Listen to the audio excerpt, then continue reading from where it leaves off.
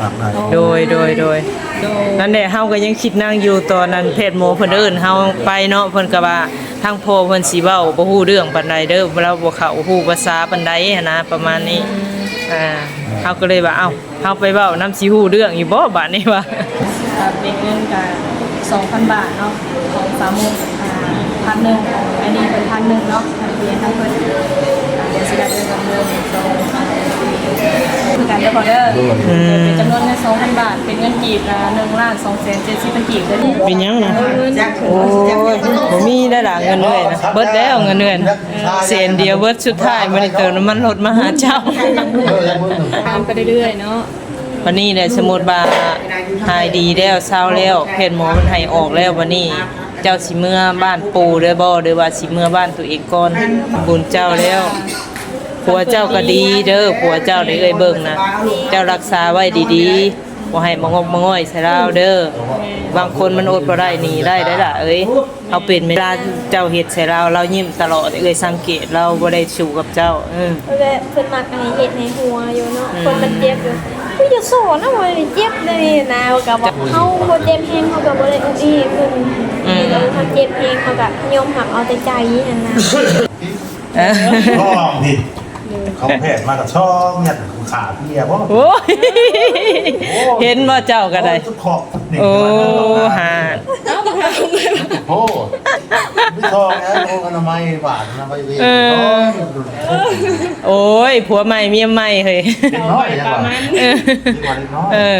เขาใหม่ปลามันเพิ่นยังว่าอยู่โอ้เกิน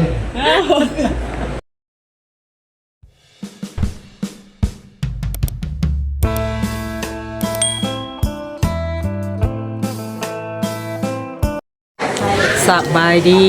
และสวัสดีเด้อพี่น้อง FC ป่าดงเบิร์ดสุขคนเนาะเอาตอนนี้ก็ทางเฮาก็สิเข้าไปหาทางพ่อเฒ่าเนาะที่ว่าเฮาเข้าไปหาเพิ่นเมื่อวานนี้แหละพี่น้องเอ้ยเนาะก็คือตอนนี้ก็คือขอความช่วยเหลือเนาะก็คือทางเพจทางหมอเพิ่นขอความช่วยเหลือจากเฮาเนาะให้เฮามาถ่ายทำแล้วก็เผยแพร่ประมาณนี้เนาะพี่น้องเนาะเผื่อว่ามีทางผู้รับผู้ใหญ่ผู้ใจบุญเนาะอยากช่วยอยากสู้อุปถัมภ์เพิ่นค่าใช้จ่ายหืดยาทานั่งเนาะค่ากินค่าอยู่หั่นละเนาะพี่น้องเนาะทางเฮาก็ได้ถ่ายอัปเดตทางโพเพิ่นลงเมื่อวานนี้เนาะก็มีข่าวดีเข้ามาเนาะพี่น้องเนาะจังใดก็ข่าวดีอย่างนั้นเดี๋ยวไปเบิ่งไปชมนํกันเนาะพี่น้องเนาะโดยเปิดภาพมาเนาะสบายดีโดยเป็นอะไรโอ้ยเจ็บเป็นแต่หนึ่งหลอดดีขึ้นนะบอแข็งหักพอนะดีขึ้นคือแบบว่าหายเศร้าปวดแต่บอเศร้าปวดเศร้าเจ็บเนี่ยบอคล้ายๆแน่โอ้โดยเอาลูกสาวไปใช้สับพออยู่นอกคนโอ้เพิ่นอยู่นอกใส่เด็กลามเขาในเลยเนาะถือว่าทางเพศทางหมอเพิ่นมาล้างบาดล้างแผลให้แล้วโดยอันนี้คือเพิ่นล้างบาดล้างแผลทุกมื้อบ่ล้างบัดนี้รอการรักษานี่ระยะจักเดือนบาดนี้หรือว่าเป็นเดือนบ่เพิ่นให้อยู่หรือว่าแนวใดทำงานเขาว่าให้อยู่เป็นเดือนมันโอ้การนอนบ่มีเงินนี่แหละถ้าว่ามีเงินน่ะให้อยู่ในระยะเดือนนึงเบิ่งอาการบาดแผลก่อนเนาะเพราะว่าแผลพอนี่มันต้องได้ล้างทุกมื้อเนาะโดยและบัดนี้เป็นอะไรสะพอได้ยินข่าวอยู่บ่ทางบ้านข่าวไม่ได้ว่าข่าวที่ว่าเพิ่นมาขายที่ขายทางน่ะได้มีข่าวอยู่บ่พ่อบ่เป็นเฮ็ดบ่เป็นดินธรรมชาติโอ้คือมีแต่ลูกสาวบ่โดยแต่ทั้งคุณได้ติดต่อมาอยู่บ่สาโทรหาลูกหาเต้าทั้งนี้น่ะเพราะว่าอยู่แต่แบบเขากำลังเก็บจักคายเดี๋ยวนี้นะเขาสอบหาคนจักกันสิเว้าแล้วก็กำลังโปรโมทการขายเนาะขายที่ขายทางแต่ว่าตอนนี้ก็คือยังบ่ทันได้เนาะพ่อเนาะยังบ่ทันได้ดูว่าโดยแต่บัดนี้ก็ต้องรอพังเบิ่งทางลูกๆก่อนโอ้โดยเสื้อนมมาฝากโดย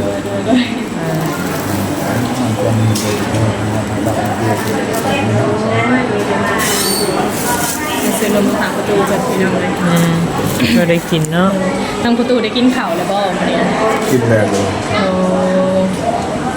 ได้เฮ็ดแน่ได้สะพอถาวเพราะว่าตอนนี้หันอาณาเงินทางพ่อถาวบ่มีแล้วบัดนี้หันทางนั้นก็ขายที่ยังบ่ทันได้ซะค่าแพทย์ค่าหมอเลยเอาเงินมาแต่ใช้ถ้าจ่ายเพิ่นซะตอนนี้ เฮ็ดก็เฮ็ดบินไว้ เฮ็ดบินไหม โอ้ เมื่อใดคันมีเงินนำมาจ่ายเขา จ่ายทีเดียวเลย คือมีแต่ว่าคันสิว่าแล้วก็ลงบินไว้เนาะแต่ว่ายังบ่ทันจ่ายเนาะ โดย ประมาณเท่าไหร่แล้วอันค่าใช้จ่ายตอนนี้อันยังค้างเพิ่น ประมาณเขาแต่ก่อนนะเขาเสียแล้วงานบาง2 มื้อ3 มื้อนี่นะบ่มีเงินนะ โอ้ประมาณ2-3มื้อนี้ยังบ่ได้จ่ายเพิ่นเนาะ ประมาณว่าล้านปลายนี่ล่ะ และบัดนี้หัน หม่องล้านปลาย ขออนุญาตนำและทางบินพอได้เก็บไว้อยู่บ่ที่ยังบ่ทันได้จ่ายเพิ่นน่ะ เก็บไว้เลย มีบ่อยู่ไสนำลูกบ่ คือน้ำเพิ่นเพิ่นนั้นคนบ่ให้นะฮะเขาเขียน โอ้เพิ่นเก็บไว้แบบว่าเฮามีเงินน่ะเฮามีเงินแบบว่าพอแล้วอยากจ่ายเพิ่นแหละเพิ่นก็ได้คืนให้ประมาณนี้นะเอาสบายดีทั้งเอื้อยเด้อ สบายดีสบายดี สองมือที่เอื้อยสบายดีงามๆเนี่ยทั้งเอื้อยเพิ่นก็อาจสิยังบ่จักเนาะโดยก็บ่ว่ากันโดย เพิ่นก็ผู้แหละเป็นคนมาทาง เคยแม่เลย โอ้ ได้ว่าปากได้ โดย โดย นั่นแหละเฮาก็ยังคิดนั่งอยู่ตอนนั้นเพจโมเพิ่นเอิ้นเฮาไปเนาะเพิ่นก็ว่าทางพ่อเพิ่นสิเว้าบ่ฮู้เรื่องปานใดเด้อเราบ่เข้าฮู้ภาษาปานใดหันนะประมาณนี้เฮาก็เลยว่าเอ้าเฮาไปเว้านำสิฮู้เรื่องอยู่บ่บัดนี้ว่า แต่ทางพอนี่ฟังภาษาลาวเฮาเข้าใจเบิดเนาะ โอ้เข้าใจเบิด เป็นในซัมมื้อนี้ได้กินข้าวกินน้ำแล้วบ่ กินนะ ได้กินข้าวกับหยังมื้อนี้ กินกับอาหารก็ซื้อในตลาดนะ ทางพ่อซื้อมาบ่ทางเอ้ยซื้อมาบ่ แต่บัดนี้อันทางพ่ออยู่กับที่แบบนี้ได้อันทางเอื้อยก็ได้เสร็จตนเสร็จโตให้พ่ออยู่บ่ โอ้เสร็จเอาเนาะดีแล้วเนาะจังได๋ซะนะ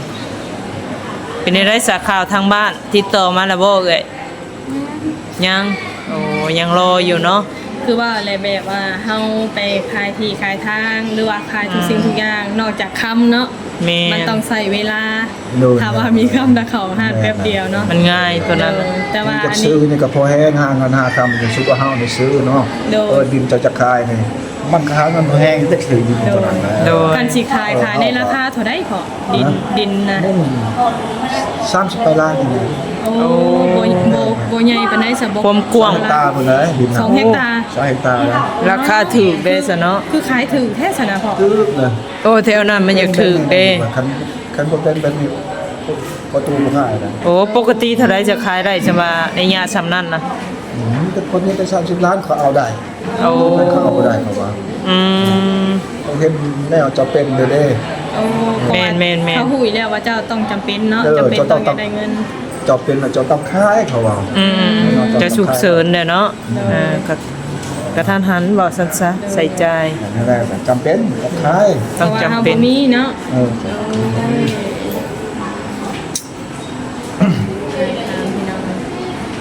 มีแต่ว่ารอเงินทางลูกทางนั้นแล้วก็ค่าใช้จ่ายทางเพศทางหมอก็ยังบ่ได้เสียเนาะตอนนี้ โดย มีแต่ว่าเอาเงินก้อนนั่นบ่รอเอาเงินก้อนนั้น เราทานมันตัวนั้นเงินร้อนตัวนี้มันหมดแล้ว เดี๋ยวบัดนี้ลูกอยากถามมาค่าใช้จ่ายแต่ละมื้ออยู่ในนี่ประมาณเท่าใดซะพอ แต่เราไม่กันมาใจมา โดย ดีตาสดทางล่างทางซักทางเขาสะดวกคือโมกล่าง ต่อ โอ้ มื้อละบ่ โอ้ก็ธรรมดาเนาะ ขึ้นอยู่กับยาที่เพิ่นใส่ให้น้ำเนาะคันมื้อใดบ่ได้ใส่คือใส่ยามีแต่ล้างแผลก็บ่เบิดหลายสำนั้นเป็น คันพอเป็นล่างบาทซักลำหลอด1-2หลอดก็โอเคแต่5 แสน3 แสน ก็สิว่าแล้วก็ เพิ่นก็ซอยเด้เพิ่นซอยนำเด้เนาะเพิ่นก็ซอยนำแต่ว่าทางพ่อเราบ่มีเพิ่นก็เบิ่งนำอยู่เพิ่นก็ว่าอยู่ แม่ เพิ่นซอย หลายที่ว่าเพิ่นมีเพิ่นก็ซอยน้ำเนาะก็สู้แต่ความอยากซอยเนี่ยเพิ่นก็ว่าพยายามซอยอยู่นั่นแหละเพิ่นจังว่าขอความช่วยเหลือจากพวกลูกเนาะเพื่อว่ามีผู้รักผู้ใหญ่เข้ามาเอามื้อนี้ก็ลูกก็มาก็พร้อมข่าวดีเด้อพ่อเด้อโดยก็พอดีลูกได้ถ่ายทำคลิปลงไปเนาะก็มีผู้รักผู้ใหญ่ไม่ตีที่เพิ่นเบิ่งเห็นผู้ใดทางโลกโซเชียลเนาะ เพิ่นก็ได้ฝากเงินจำนวน 1,000 บาทมาให้ทางพ่อเนาะใส่ใจเบื้องต้นอย่างน้อยก็พอได้บรรเทาซอยกันเนาะมือสองมือแล้วก็มีข่าวดีเข้ามาเพิ่มอีกเนาะแล้วก็มีทางเบาลีสายบุญอะไรพี่น้องเนาะเพิ่นก็ส่งตัวมาหาสมุทรดาวันทางอ้ายเพิ่นก็มีผู้ใหญ่ผ่านทางเบาลีแต่ว่าทางอ้ายเพิ่นบ่ได้เข้ามาก็เลยให้ทางลูกเป็นสะพานบุญแทนก็เป็นจำนวนเงิน 1,000 บาทคือกันพี่น้องเลย ทีมงานสายบุญเดียวกันเนี่ย ทีมงานเดียวกันแต่ว่าเพิ่นฝากไปให้ผู้นั้นเนาะแต่อ้ายเพิ่นบ่ได้มาก็ตอนนี้ก็เป็นจำนวนเงิน 2,000 บาทเนาะก็เดี๋ยวให้ขอรบกวนทางสำนวนเด้อ โดย ตอนนี้ก็สบายดีเด้อจะได้สบายดีขึ้นเด้อพี่น้องตอนนี้ก็ได้เงินมาเป็นทีเรียบร้อยแล้วพี่น้องเนาะก็ทางเฮานี่ก็แยกเลขเป็นเงินกีบมาให้เพราะว่าอยู่ที่ใส่เงินบาทก็เพิ่นจะได้เลขตามเนาะแล้วก็เพิ่นสิว่าแล้วก็หาเลขเนี้ยเนาะอีกทีเลขเงินกีบมาให้เพิ่นดีกว่าเพราะว่าจะได้ใช้จ่ายอำนวยสะดวกพี่น้องมั้ยเป็นเงินก็ 2,000 บาทเนาะของสามมุก1,000อันนี้เป็น1,000เนาะเรียนทั้งเพิ่นเดี๋ยวสิได้เป็นจำนวน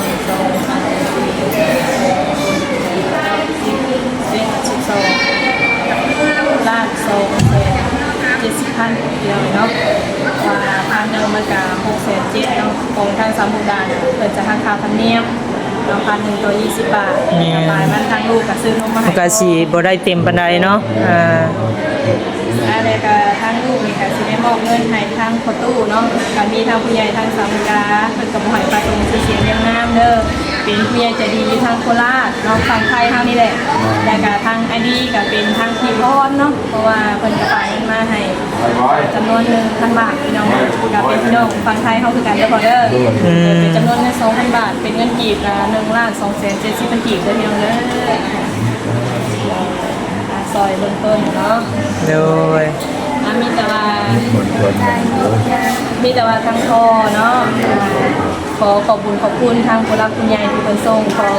ให้พ่ออวยพรให้เพิ่นเด้อขอบคุณเพิ่น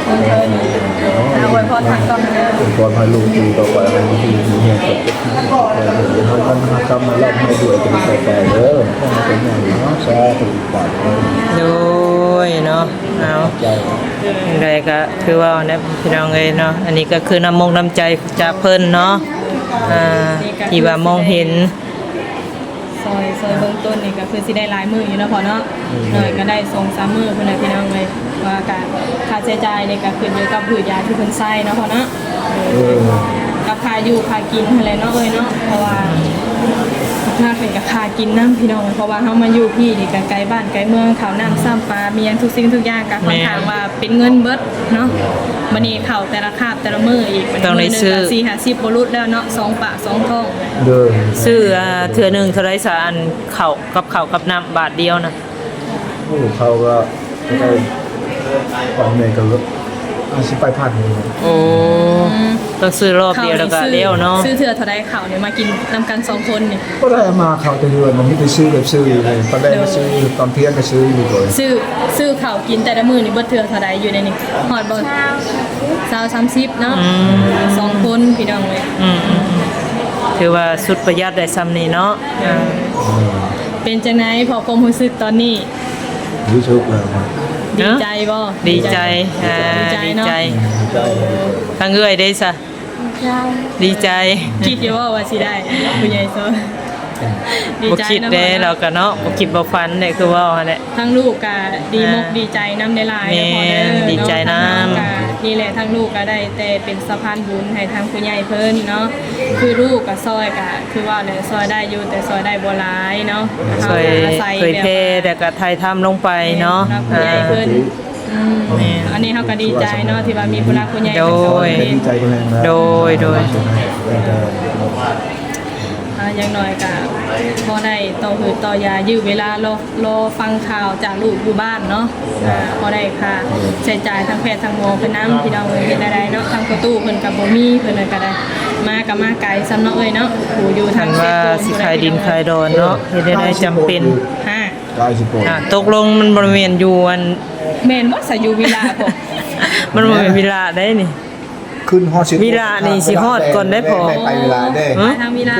ใกล้สิโปรอีกฮอดเวลาจัง แหวกเขาบ้านเฮาเอง โอ้ มันเคียงกันกับเวลาได้บ้านเฮากับเวลา อืม สิโปน เขาวิลาได้สัตว์ขึ้นพุ่นบ่เราเว้า โอ้เนาะ มาไกลซ้ำพี่น้องบ่ตีแล้วเนาะของอยู่ของกินมีหยังก็ญาติพี่น้องก็บ่ได้มาเยี่ยมเนาะ ไก่ บ่มีเงินนะครับผม แม่นก็บ่ตีเพิ่นพลอยเนาะเพราะว่า แม่ พี่น้องทั้งคุณเพิ่นก็คือจังทุกคนเห็นน้ำคลิปเนี่ยเนาะมันก็แบบว่าหาเช้ากินค่ำนะพี่น้องตามบ้านนอกของนาเฮาแต่เพิ่นก็อยู่นอกเมืองพุ่นน่ะเนาะคืออย่างสามมุกน่ะก็อยู่บ้านนอกอยู่แต่ ถ้า ว่า ว่า อยู่เขตซ่านเมื เรื่ อ อง งว่าเจ็บเป็นนี่มันก็ยากเนาะมันใช้เงินใช้คำคือว่าแน่ถ้าเฮาบ่มีเงินมีหยังก็จักยากในน้อยนึงของค่าเป็นธรรมดาเนาะ ลำบาก ลำบากแน่ แต่ว่าดีมุกดีใจน้ำพอเฒ่ากันเนาะมีกำลังใจสู่ขึ้นมาเด้อ ทางนี้ก็ดีใจนำดู ดีใจบ่เอาดีใจนำเฮาก็ได้ ลูกก็คันเดิน มีหยังดอกถ้าว่ามี มากะสิมา แม่น มาเยี่ยมมายามตลอด มีผู้รักผู้ใหญ่ก็คือแบบนี้แหละทางเฮาก็มามอบให้คือเก่าเป็นเงินชุมเจ้าคือเก่าหั่นแหละเนาะเราก็ดีใจน้ำได้พอไปเนาะเพราะว่ามาเห็นเมื่อวานนี่เนาะที่ว่าทางพ่อเฒ่าเพิ่นกันนี่แหละใส่เด็กอยู่พี่น้องเราอยากเมื่อแต่เราก็เมื่อบ่ได้เพราะว่าอันนี้แหละมันยันแผลติดเสื้อเนาะ โด บัดสิอยู่ต่อกันน้ำเงินน้ำคำนี่เลยพี่น้องก็ดีที่ว่าผู้รักผู้ใหญ่เพิ่นก็ยืนมือเข้ามาซอยเนาะ แม่น ใจสู่ขึ้นมาแน่เนาะบัดนี้พอย มีรอยยิ้มแน่ สู่ได้พอยสู่เด้อสู่ สู่ต่อไปฮอดมือมันหายอาจสิหายเนาะ พอทางลูกมาถ่ายทำกับป้าบ่ทิมดอกเลยก็เขามาเยี่ยมมายามคือเก่าหั่นแหละก็ได้มาค่ะ แม่น ได้แบบอันนี้พี่น้องคนเจ็บเป็นในนุ่นคนบ้านเดียวเมืองเดียวกันเนาะ โด ลาวคือกันพี่น้องเลยมากับไก่ญาติพี่น้องซ้ำไก่บ้านไก่เมืองซ้ำอยู่ใกล้ยังว่าญาติพี่น้องส่งข้าวส่งน้ำเนาะอันนี้ผัดไก่ซ้ำบัดทุกสิ่งทุกอย่างมีแต่เงินกับเงินแล้ว แต่เพิ่นก็บ่ได้ใส่น้ำได้ติเนาะเพิ่นปดน้ำปดในเด้ถือว่ารักษาแต่บาดแผลบัดนี้ บ่ได้ใช้แล้วมันมีตรงนี้นะของบ่ได้ใช้ โอ้บ่มีเงินน่ะเพิ่นเลยบ่ใส่ให้ บ่ใช้ได้ดูว่าเขาแต่ข้างล่างที่ซื้องานให้แล้วก็เสียเงินเสียน้ำ โอ้แบบว่ามันหลายเด้นะเนาะการใช้จ่ายเราหลายเด้ ใส่โดยเสียเงินเขาก็2-3แสน โอ้ นี่ โหเพิ่นต้องอันใส่อยู่แล้วเนาะรักษาตัวนี้เนาะบาดแผลคือว่าอันนี้บ่ว่ามันมียาเด้อันน้ำสโลมนี่ก็มียาส่วนหนึง ชุโรก็เขาใช้ยาคือกัน แม่นถ้าจังใดก็คือว่าแหละเบิ่งอาการตัวเองถ้าว่ามันหนักเกินก็เนาะก็แนะนำทางแพทย์ทางหมอเพิ่นใส่ให้เนาะเพื่อว่าบาดแผลเฮาดีขึ้นกว่าเก่าหั่นแหละถ้าเฮาบ่ใส่หืดใส่ยาบัดรอไปซื่อๆมันบัดลำบากเด้บัดนี้ อันนี้หันเล็กนะคืออยู่ในซีนพ่อคุณบอเล็กทางเขาในน้ำกันเลยบอก กระดูกผู้ใดสมกเลยในกระดูกได้เพิ่นเว้าง่ายๆก็แบบว่าเจาะแล้วเพิ่นก็เน้นไว้เนาะแบบว่าให้กระดูกต่อกันเด้ โดย คือว่ามุนหลายพอสมควรนะทั้งพอจังหวัดใส่แบบนี้พี่น้องแม่เนาะ ปล่อยว่าหน้ากลัวของน้องเตอีกเนาะ นี่เนาะ คิดหน้ากลัวของน้องเตจังไดก็มีแต่ว่าซ้ำนั่นเด้อพอเด้ออยู่ดีมีแฮงพอผู้เจ็บผู้นี่ก็สู้เด้อพอเด้อ ขอให้สวงให้หายไวๆเนาะ อยู่ดีมีแฮงสวงหายไวๆเนาะ โดยเห็นยามใดก็คือว่าแต่พอแล้วก็นั่งอยู่แบบนี้ได้ขอยเห็นเนาะส่วนใดเพิ่นก็บ่ได้สู้นอน นอนแล้วก็นั่ง เมื่อยเนาะก็ปกติได้คือว่าแหละแม่น ใจเลย โดย โดย ลูกหลานมาช่วยในการสตุสร้างแหละ โดย ขอเฮาก็ดีใจน้ำเจ้าคือการพอที่ทางผู้รักผู้ใหญ่เพิ่นได้สุดได้ซอยเข้ามาเนาะ แม่น ดีใจน้ำ อะไรมีเงินมีคำกู้นี่ต่อไป แม่นสาธุเนาะ คือการพอกับคือการได้อยู่ดีมีเฮเนาะเป็นโฮมโปรโฮมไซให้ลูกให้หลานนะพอก็ได้ โดยอายุมันคนยืนเนาะจังไดก็ให้ทั้งพ่อเพิ่นพักพรซะเด้อพ่อเด้อโดยสบายดีโดย แต่งจาก4นาที สู้ๆสิไปไสเนาะบัดบ่ได้ไปไส สบายดีล่ะเนาะ บอกเลยว่า เป็นได้ มื้อนี้ดีขึ้นหลาย ใครในกว่าเก่าเลยเนาะล่ะ ภายในคือเก่านะทางน้องเพิ่นก็ลาเริงพี่น้องเอ้ยยิ้มแย้มแจ่มใสบัดนี้ ได้น้องบอยไปทางไงสักมื้อนี้ มือถือเช้าเอา กินข้าว กิน เที่ยง ข้าวข้าวเที่ยงแล้วบ่สะดะโอ้12โมงเลยได้3โมงเลยพอรู้สึกหิวๆแล้วสักคอยกันทางน้องเตได้กินแล้วบ่สะดะ ว่าเพิ่นชื่อจกไก่มากบ่ได้อะไรเสร็จเพิ่นไปซื้อมาให้ใหม่กินจกหมู ครับมันพอขาเอวบล็อกบัง นอนพักขาทางน้องบ่อยมากซะ โอ้แต่เย็นแม่แล้วแม่ย่อยยังเผาเจ้าแล้วก็ยังกดมือเราให้มือ ขาย ก็อย่าลืมกินข้าวเนาะจุดสำคัญเลยทางการจะได้แข็งแรงกินข้าวในลายนมนิ่มที่เอ้ยเอามาก็กินน่ะจะได้มีแรง ยังบ่ได้มือดอก กินอยู่ค่ะ บ่พากินก็ได้ถ้าว่าอันข้าวยังบ่กินน่ะ น้องทาน กินข้าวแล้วกินนมได้อยู่มันสิควนท้อง กินนมแล้วก็นอนกินนมนอนเนี่ย กินนมนอนเพียงเขาห้องอยู่ติกินนมแล้วก็นอน บอกอันนั้น เงิน เมื่อ เนี่ยเด้อบ่พากัน เด็ด กิ คน น ใด เป็นหยังนะ แจ็ค โอ้ยบ่มีได้ล่ะเงินเดือนนะเบิดแล้วเงินเดือนเสียนเดียวเบิดสุดท้ายมันเติมน้ำมันรถมาหาเจ้า ไก่สำเนา ใส่หนีสาวไร่อีกก็50เอื้อยละ ยันว่าคนเป็นห่วงเนาะก็ต้องได้มา เบิดใบสุดท้ายบ่สาวไร่เด้ใส่หนีแล้ว จะไหนเจ้าสิให้คือตอนนั้นอีก ทับ นะ ยังมือถือ ไป ได้ มาหาเด้ ในปวดแค่ เก่ามา โตไปแล้ว 3เนาะตรงวันนี้เห็น2ค่ะไปก็1เลย ขาดครูผู้หนึงดิวันนี้มาครบหน้าครบตามื้อนี้ เล เนาะ ย มาเยี่ยมเจ้าคือเก่าแล้สามเจ้าออกหมอ แต่ยังบ่ได้ฮู้ว่า น้องงานเจ้าเลยแกไปเป็นข่าว มีแต่พักอาการไปเรื่อยๆเนาะ วันนี้เนี่ยสมมุติว่าหายดีแล้วเศร้าแล้วแพทย์หมอมันให้ออกแล้ววันนี้ เจ้าสิเมื่อบ้านปู่เด้อบ่หรือว่าสิเมื่อบ้านตัวเองก่อน บ้านปู มีแต่ว่ามาพุ่นเลยเนาะเมื่อรักษาพุ่นแล้วล่ะเนาะอย่านอนก็มีญาติพี่น้อง ทางนี้ก็ทราบว่าบ่มีพี่น้องค่าหลายอย่าง มันบ่มีภัยเนาะคันว่าพออยู่พี่ก็ยัง ถ้าขน เนาะ มมือนี่บางทีกลัวเฮา อันนี้มันบ่เป็นค่าแรงค่างานแล้วพี่เนาะ แม่นมันก็ยากอยู่เนาะยากอยู่นี่ก็มีความเจ้าหั่นแหละล่ะเอ้ยตัดสินใจในอะไรก็ไปทางนั้นแล้วเฮาก็ได้เฮ็ดได้เนาะมาทางนี้ก็อวยหาไผก็บ่เห็นมีแต่ผู้ใดไปเพิ่งพาทางปู่ทางย่าทางนั้นมาเพิ่นก็ดีอยู่เด้เบิ่งเอ้ยเบิ่งเพิ่นนี่ก็ได้ดีเวียง เจ้าว่าแนวใดซะดีเอ กับบุญเจ้าล่ะ บุญเจ้าแล้วผัวเจ้าก็ดีเด้อผัวเจ้าได้เอ้ยเบิ่งนะเจ้ารักษาไว้ดีๆบ่ให้มางกมาง่อยใส่เราเด้อ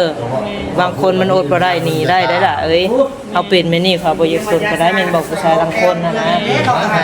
ก็ยอมรับเนาะตอนเฮาเจ็บเพลงแบบเพิ่นมักมาตุ๊กติ๊กนำเราอยู่ก็ให้อันนี้ก็ อยากให้แบบมีรอยยิ้ม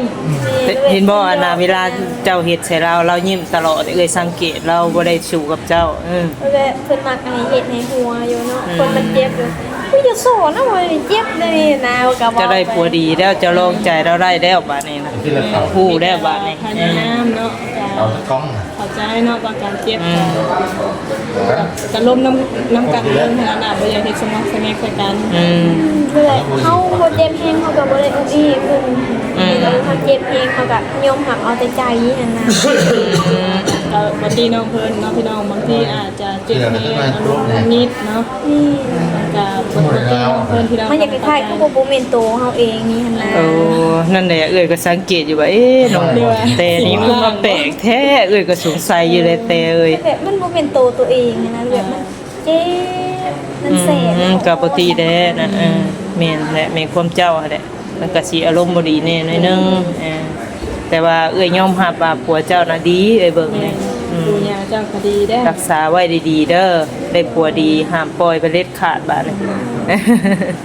ดูแลอย่างดีโอ้ยโยกไหน โอ้ยถ้าน้องเต้นี่บุญมี ดีแล้วได้น้องน้องบอยเนาะมาเป็นสู้เป็นแฟนเป็นลูกเป็นผัวคือผู้บางคนนี่ก็เบิ่งอยู่หาแต่จะบ่ค่อยเทคแคร์ดูแลเอาใจปานใดแล้วแต่บางคนได้เนาะ แม่น อันนี้แล้วน่ะเบิ่งกว่าเราบ่ได้ไปห่างกันเลยนอนทะจาไปเวีย บ่ ก ห่าง เนาะ แม่นเมียบ่ให้ไปก็ กอดกัน บ่ไป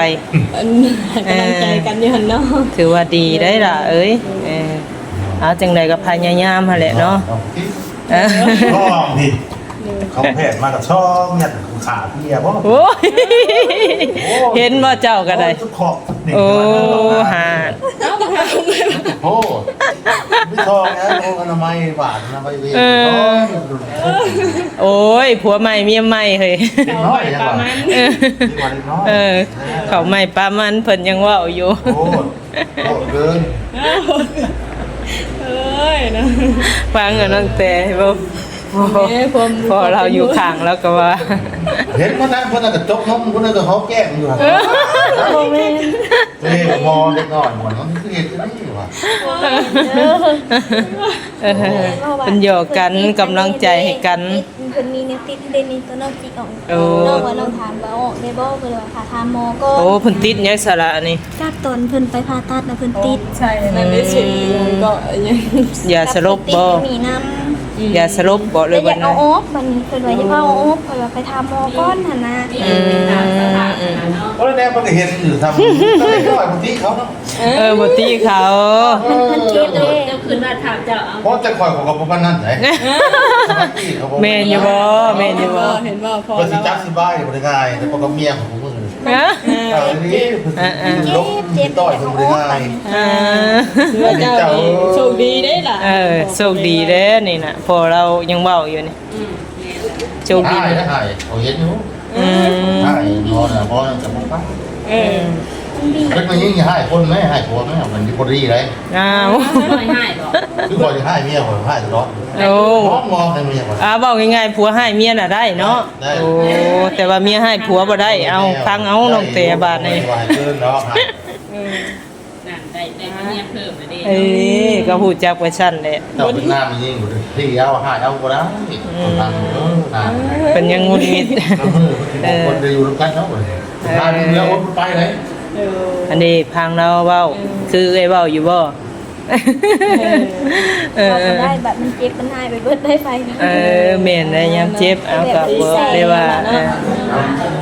อดบ่ได้คือว่า คันปกติแล้วก็บ่ได้เคยหายเนาะคันเราบ่ได้เป็นหยังกัน เมื่อกี้มีกับน้องเอาใจเพิ่น เอาจังได๋สิสู้สละเนาะเป็นกำลังใจให้ อันนี้ก็บ่ติภัยเนาะพี่น้องอันนี้ก็ส่วนกลางเฮาก็ได้